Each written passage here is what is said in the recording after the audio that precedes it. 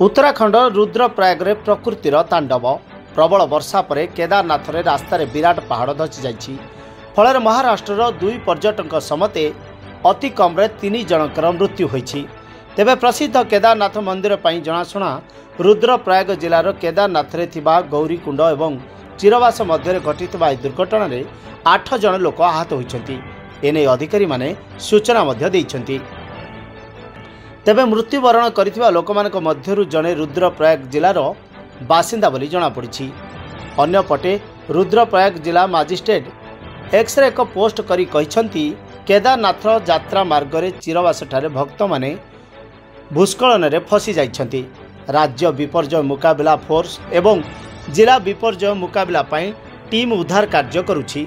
सेपरि वरिष्ठ अधिकारी आहुरी कहिसंती आघात एवं प्राण हराइबार संभावना को कम करने पाए प्रयास करा जाउछि। जिला प्रशासन निरंतर यात्री मानक एक सुरक्षित स्थान रे रहिबाकु मध्य अनुरोध करिसंती।